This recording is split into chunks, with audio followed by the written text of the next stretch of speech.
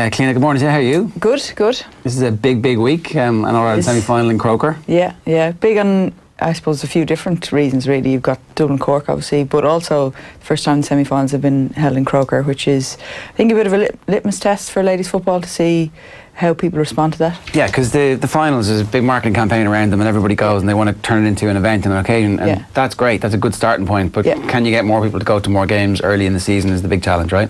It's a massive challenge, and I suppose as that occasion has grown and grown, people have then said, oh yeah, what about the semi-finals and the quarter-finals? And there's been many excuses of, ladies football need to use better venues and needs to have double headers and all of those things. That's why people don't go.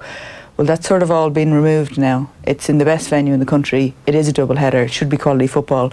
So people sort of have to back up all the things that gave out about the last 4 or 5 years and actually go now, I think. Yeah. I don't know what the estimates are for the crowd at the weekend. There's two sides to that, though, because Croker, obviously, we saw a couple of the hurling games earlier in the year, and there's 30,000 at it. Yeah. And it doesn't seem like it's the best venue for 30,000 people. So even if you get 30,000, it could be, which would be an amazing figure. Yeah. It might not look as impressive as. Well, I suppose it's all relevant, really. Like if you reverse 5 years ago and we were getting 30,000 to the finals, we thought we were great, and now all of a sudden that's jumped to 50. So now we're saying, if we got 30,000 in the semi, it mightn't be wonderful, but it would be a massive improvement on be sensational on the 500 you got in Burr or whatever. Fair enough. Yeah, absolutely. Let's talk about the game itself, because these are obviously the two best teams in the country over the last 15 years now. It's not quite the same teams on both sides. Obviously, the Dubs are an unstoppable juggernaut, if I'm allowed to say that. This Cork team, though, how good are this Cork team compared with the great Cork team? I think they're getting better. I think it's probably that they've an unfair task, maybe, or unfair expectation to be they're always going to be compared to that team, which they were just phenomenal for many reasons. But definitely younger players who are now stepping up a little bit. Their forward line, I think, are really, really potent, and that's where the danger is. If you look back at their defence, though, I think that's maybe where they can be caught a little bit. In the last 3 games, I think they conceded maybe 10 goals. So that great team of old, or the previous Cork team, you'd be lucky to get a goal or 2 off them. So I don't think their defence is as solid as they would like. Having said that, they're getting better every year, every game they play, they're getting better. And those younger players are just, I suppose, they're getting more confident, and that stands to them, Speaking of confidence, it was clear that winning was a release for this Dublin team, to the point where they began to play with freedom. That in previous big games, because they'd been beaten in finals and they'd had big leads and they'd coughed up those big leads, they had the tag of chokers. And that happens to teams. And so there was a psychological barrier they had to get over. They get over that barrier, and since then, in Championship, they've been absolutely dominant. Have they been as dominant this year as they were in the last couple of years? Probably not, I suppose. I remember talking to some people during the league even, and a lot of new players are being tried out, which is probably something we didn't have the luxury to do in previous years. So are they going to step in and fill Sinead Ahern's spot and be brilliant straight away? No, they're not. But I think there's been a conscious effort to develop more than 15 players. So that's a reason maybe they weren't as wonderful in the early parts of the league. But again, I think as they went on, I suppose the problem is that in Leinster they beat Westmeath very convincingly in the Leinster final. Then they played Waterford, and Monaghan beat them very convincingly, beat Kerry convincingly in the quarter final. So we don't know yet. We don't really know yet. But I do think they are, as the season's gone on, they're getting better and better. And we're seeing more fringe players like the likes of Jennifer Dunn and that. She's turned into a fabulous footballer. We haven't really seen too much of her in previous seasons. Everybody at the start of the year, when they saw how the draw was going to go, was like, oh, well, that's the final. Do you believe that, really? Like, in your heart of hearts, do you think that this is the winners of this? Or? Well, I think rationally that's what you would believe. So on the other side, you've got Galway and Mayo, and Galway, you never really know what you're going to get. They always show really well at the start of the Championship. They usually beat Mayo in a Connacht final, and then they either get, I know Dublin have knocked them out, and I think Cork have knocked them out in the past couple of years. So they never seem to get it together on the big day, the semi-final. But everyone always says that finals are a little bit funny sometimes, that once you get there, sometimes you can play with a little bit more, I suppose, confidence, or you've nothing to lose then because you're in the final. So rationally you would think whoever wins Galway v Cork will win the championship, but it's probably a little bit presumptuous to say that. It does seem that there is kind of like a clear hierarchy though, with Dublin as number 1 and Cork as number 2. Like, I'm interested in whether or not the gap between Dublin and Cork is bigger than the gap between Cork and the rest. What do you think? I think right now Dublin and Cork, there's not much in it. Right. I really don't think there is. And because they've played each other so much, they know each other so well. Tactically, they know each other well. So it's only small margins, it's minutiae that gives the ascendancy to one or the other any particular year. I do think the gap then to everybody else is pretty big, to be honest. And I think it's a challenge in the game. And we saw Westmeath got relegated from senior football last weekend, I think. So now Dublin are the only senior team in Leinster. So I don't know how they're going to manage that next season. There's only 2 in Connacht. So I actually think in terms of the development of the game, while there's so many good things going on, we have to look at the discrepancies in standards across. How would you fix that? Would you get rid of the provincial championships and just have them as completely separate? Like, it's the exact same debate that we have all the time about men's football. Yeah.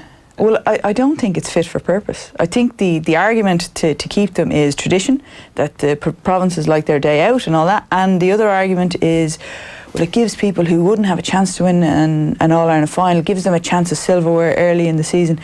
But I just don't think it does the game any favours. And, we keep flogging a dead horse. I'm not sure how you can fix it. I know in Camogie, they run an All-Ireland series and they run a provincial championship, which is completely separate. But it kind of doesn't work either. They're trying to keep everybody happy, which I don't think works. You either have to have it if it's fit for purpose and functional, or you don't really, and we have to maybe move on a little bit. Is that debate happening? Is there... There's definitely a debate around the discrepancy in standards. Leinster now, there's 12 counties in Leinster and only 1 senior. So there's something not right. I mean, when I started playing, I think there was 5 or 6, and the Leinster Championship was good quality football, and Dublin were certainly not certain to win it, so there is a debate happening, but it's like anything in the GAA. The provincial structure is wonderful in some ways, but it's hard to move things sometimes. It should be a great administrative structure, but it doesn't have to be a playing structure as well. Like, it's a great way to administer things, fair enough, we understand that, but it doesn't have to be the rules that we set the competition by.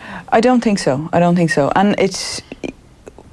Previously, when everything started out, it was a great stepping stone, and you see in some competitions it works. You've got the Munster Championship, Leinster Championship and hurling, so that's vibrant, But even that, they've dickied around with to the point where Galway are suddenly a Leinster team, and that's the only thing that saves that. Well, they've made it functional, I suppose. Yeah. They accepted that the 4 provinces didn't work, and So I don't know what it has to, because while there's so many things going on, so many great things going on in ladies football, there is gaps starting to appear. And while the Dublin Cork thing does drive the standard higher and higher, and that's very interesting, that second tier of teams, I'd be concerned, it needs to be more competitive. Yeah, totally. Because they look at the 2 massive urban centres in Cork and Dublin, and that kind of hammers them a little bit more, thinking to themselves that there's no way we can achieve that because of the natural advantages they have. Yeah, I mean, there is population, there's all that type of thing, and so my argument is always, or my approach would be, do you need to be more proactive with certain areas? And that do you direct funding in other areas to try and develop the game more, to try and give more support to county's team? Like, you can't just sit back and wait and fingers crossed and, well, hopefully a good manager will come in, and hopefully that, I think you have to be a lot more proactive in terms of development. At the elite level? Yeah, for inter-county level, yeah. By giving people scholarships to colleges, or maybe coach education, or just develop stronger. So there's plenty of counties that would benefit from more coach education, more support for club systems on the ground, just to try and boost the game and bring the standard within the county higher, I think. Yeah, and there's loads of templates for how you can do that. Even a reverse engineer of what Irish Rugby did when they looked at the best female athletes playing Gaelic football and went, yoink, off you come here. What's going to happen in the game? I think you'll probably see maybe 20-30 minutes of a first half where it's sort of standoffish. I think it will be hard tackling. It will be playing on the edge for both sides, I think. So the referee may play a part in it. Both teams are renowned for how would you say it there, enthusiasm in the tackle. So like I think it's delicately put. Yeah, it's 50-50 there, you know. But I do think that where the Cork's weakness will be their back line, and Dublin have good forwards. They're playing better now. They're moving the ball faster every game. I was watching their game against Kerry. You know, their first half last passes going astray, stuff like that. But as it progressed, they were getting sharper and sharper. And I think they will have the ability to attack Cork's backline. And if they get in there, I think that will probably be the winning and the losing of the game. Having said that, I mean, Cork have Niamh Cotter's back from a hand injury. Doireann O'Sullivan's back. Like Niamh Cotter's sort of Dublin's version of Niamh McAvoy, maybe. You know, she can play anywhere. She plays half forward, she plays midfield, she comes out, she's really, really strong on the ball, really influential. Same with Doireann O'Sullivan now back. So that will be a challenge for Dublin as well to limit their influence on the game, I think. When you look at this Dublin team over the last 3 years or so, are you seeing an appreciable difference every single year, saying to themselves, right, they've actually improved on this thing, or you can see that this team has been together for a couple of years now and that they're more familiar with one another and are able to figure out certain situations better than they previously have been? I think so. I think they're getting a better and better understanding of the game and able to manage the game on the pitch themselves. Even when you watch them live, there, as in at the game, you hear a lot more communication on the pitch, which is great. Also, I suppose, go back 3 years ago, some fringe players are now stepping up and they've come in quite seamlessly to the panel. I mentioned Jennifer Dunn already, Aoife Kane, who's played wing back in the quarter-final, Ava Rutledge playing cornerback. I mean, Ava used to be a forward and now we see her playing cornerback. So they've definitely evolved as the last couple of years have gone, and that comes with, I suppose, having the same manager, same coaches, and give people time to grow into their roles and to develop within a team setup, because every team will have different tactics, etc. So they need time to learn how to play together. It sounds like you're leaning towards a Dublin Mayo final? I think so, yeah. I think that's what it would look like. You don't really know, as I said, like in the Connacht final, it was the first game was a draw with Galway and Mayo. Galway beat them second time around, but again, we see that often in the championship.